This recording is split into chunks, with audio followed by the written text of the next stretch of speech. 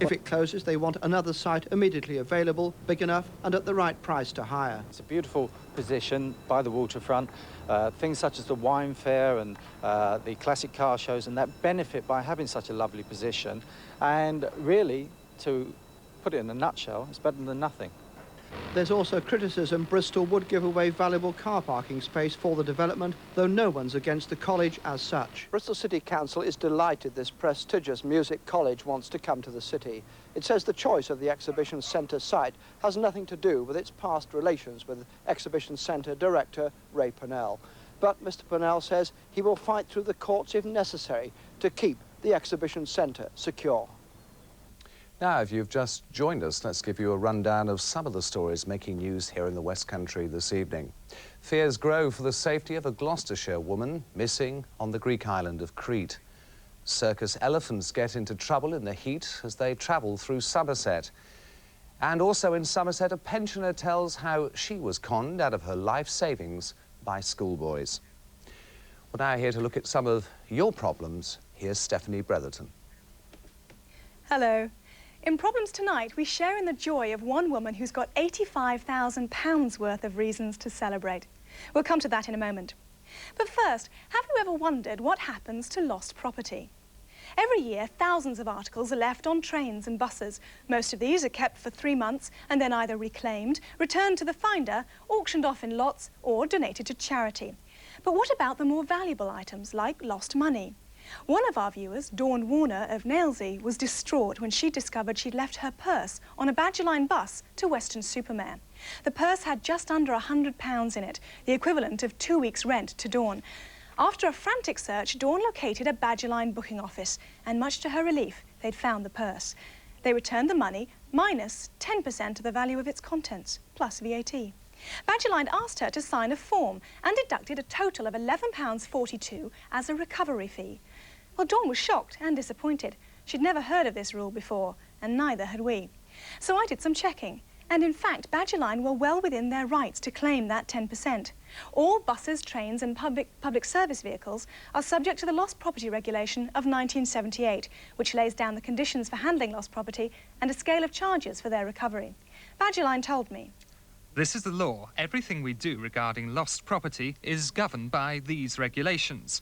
For recovery of cash items, a charge of 10% is deducted, from a minimum of 50p to a maximum of £20.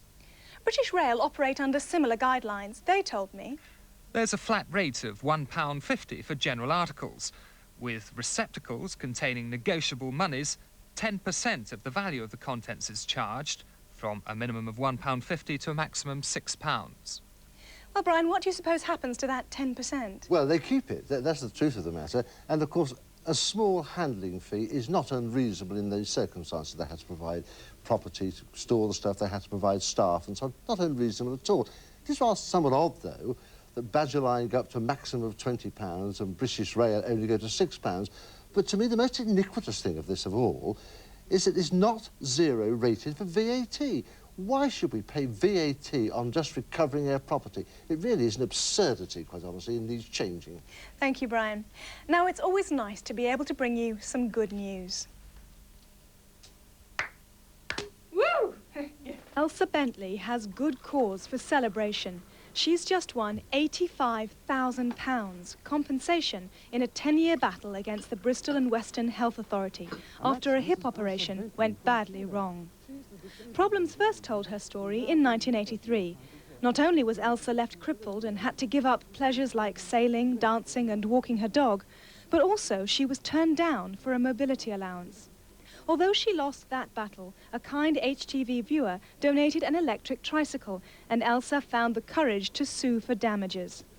After countless medical examinations and mountains of legal correspondence, the Association for Victims of Medical Accidents and her third firm of solicitors finally won her the case. Was there ever a point where you felt like giving up? Oh, quite often, yes. What made you continue?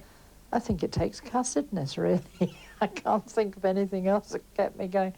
I suppose, in a funny way, as I say, I don't like injustice, and I knew I wasn't being fairly treated. What difference will the money make?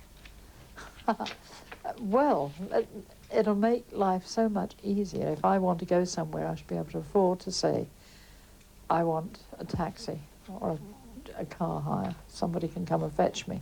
I won't have to worry about how I'm going to pay to get to Weston-super-Mare and back. I would just say I want to go to Weston. Great. I can say I want smoked salmon for lunch and not cod. Then I'm going on the Orient Express, I hope, to Venice and come back on Concorde. That'll cost me and it's worth it. Then I'm going to fly to Australia, posh class, via Florida, and then on to New Zealand to see my niece. Then I'll come back, take a deep breath and wonder. Would you have ever thought that one woman could win so much money against such a big authority? Quite honestly, no. When I first started out, everybody was trying to tell me, look, you can't beat them. I've had letters from friends overseas, from my son in Australia, from people in England. Why are you bothering? You'll never win. Well, I'd like to say, if you keep at it and you really mean it, you can win, but it takes determination, it takes application, and it takes finding the right people. HTV made me feel that, yes, you could do it if you tried. Happily, her victory has coincided with her 76th birthday. Elsa, this is to say happy birthday and congratulations from everybody at HTV. Lovely, thank you very much indeed. I'm so glad you came. Season table, which is a touch unreal with